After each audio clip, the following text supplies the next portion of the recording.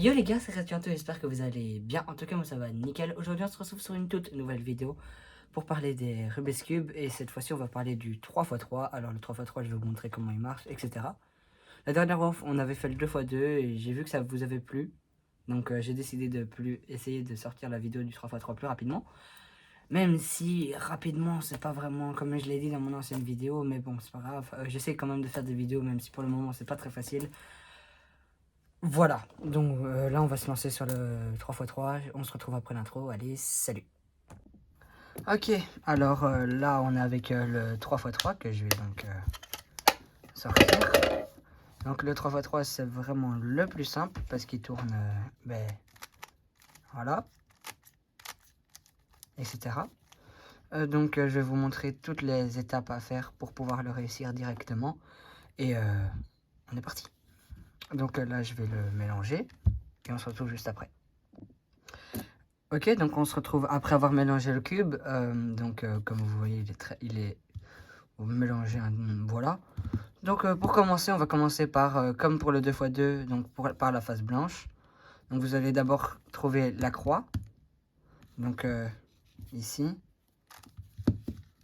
vous cherchez les coins. Il y en a un ici, ici. Ça, vous vous en foutez pour le moment. Et le dernier est ici. Donc voilà, là j'ai ma croix. Et après, je regarde si les centres de la croix ont la même couleur que les centres ici. Donc ici, je vais chercher le coin rouge, parfait.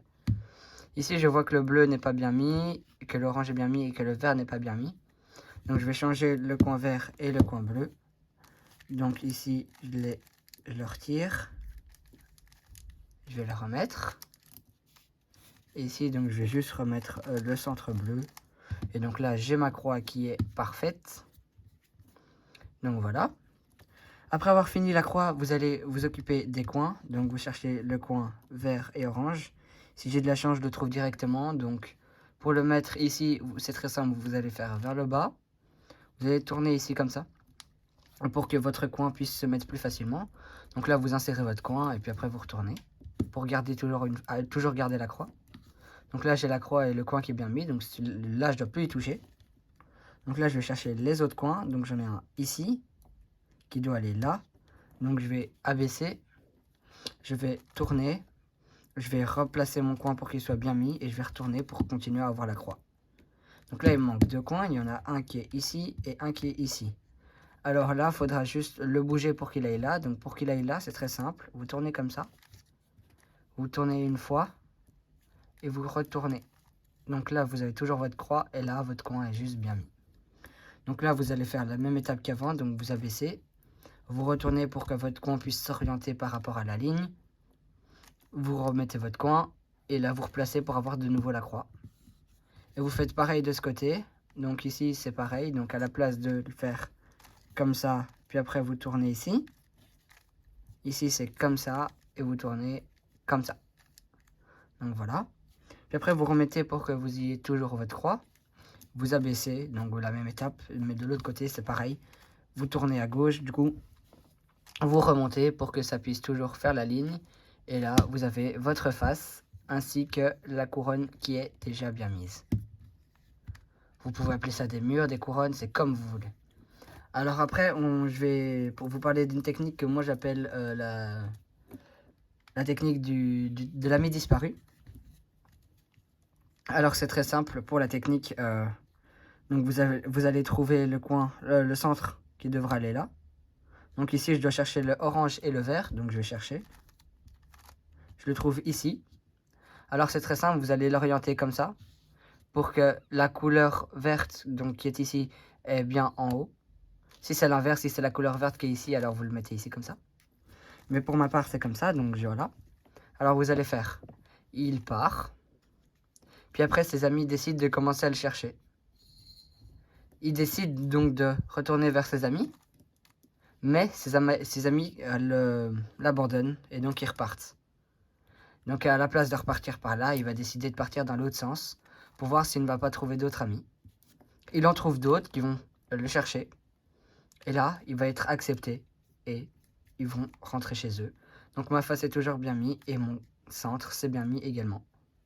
Donc on va faire pareil pour le coin qui est bleu et orange, que je trouve ici.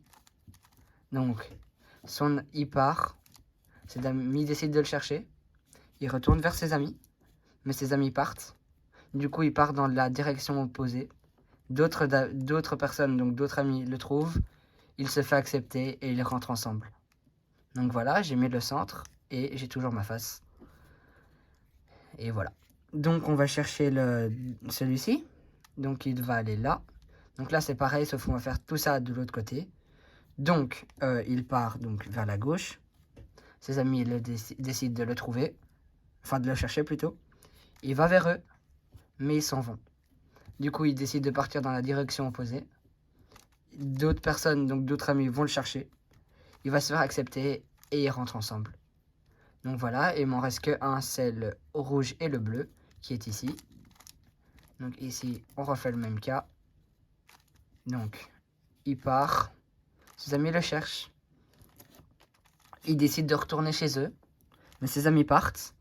Donc il part dans la direction opposée. Il se fait trouver par d'autres personnes. Il se fait accepter et il rentre avec eux. Donc voilà, j'ai la deuxième couronne qui est faite. Ou le centre qui est fait. Puis après, vous allez vous occuper de la croix jaune. Mais chez moi, elle est déjà faite. Je vais vous expliquer comment la faire. Donc, je vais la défaire. Et je vais vous expliquer comment la faire. Ok, donc vous avez un premier cas où vous avez juste une ligne. Pardon. Vous avez juste une ligne. Ça, pour le moment, on s'en fout. Donc, vous allez toujours tenir votre ligne à l'horizontale. Et vous allez faire cette manipulation. Donc, vous allez tenir votre cube comme ça. Vous allez tourner. Puis après, vous allez aller vers la gauche, lever celui-ci, retourner vers la droite, abaisser et remettre le coin blanc. Voilà. Ici, ça a changé. Donc, on va toujours travailler avec ce côté supérieur gauche. Donc, on va toujours tout laisser le coin où il y a le plus de jaune, vous allez le mettre en haut à gauche. Et vous allez recommencer. Donc, vous tournez vers la gauche. Vous levez votre côté droit, vous tournez vers la droite, vous abaissez votre côté droit et vous remettez les blancs pour que vous ayez toujours la face. Vous faites ça jusqu'à ce que vous ayez la croix. Une fois qu'elle apparaît, vous essayez d'orienter les centres, ici, donc voilà. Et donc pour pouvoir orienter les centres, c'est très très simple. Il va juste falloir faire la chaise. Alors la chaise c'est quoi? C'est inverser deux coins. Voilà, ici on va inverser ces deux-là et on va inverser ces deux-là.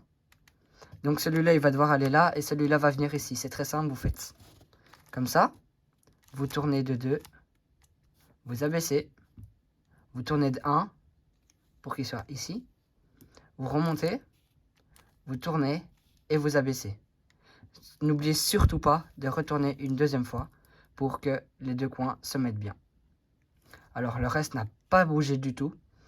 Donc regardez, ici c'est pareil, sauf que là, ils ont bien été changés, ils ont été inversés. Donc vous faites pareil, donc celui-là il doit aller là.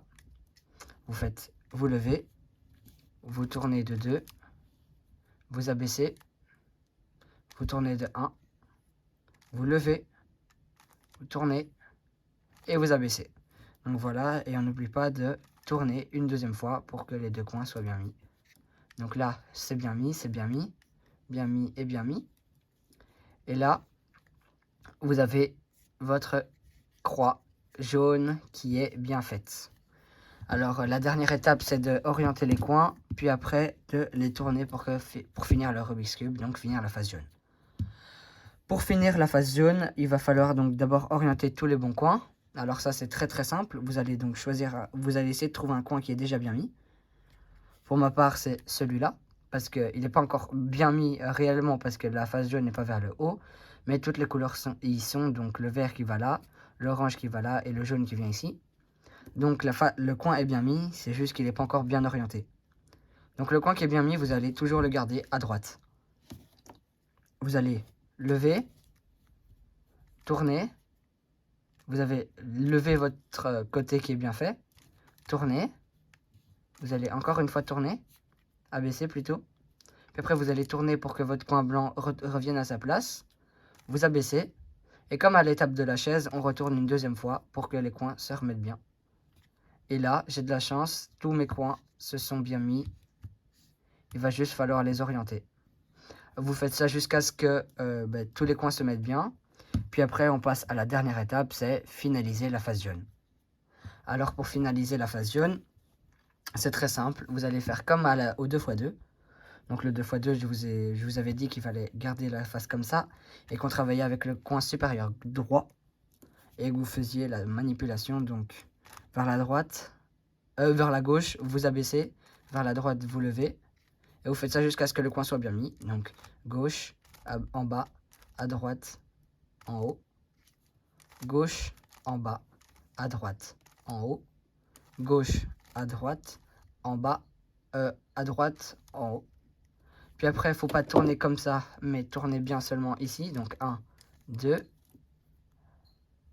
Et donc ici, vous refaites le processus. Donc 1, 2, 3, 4.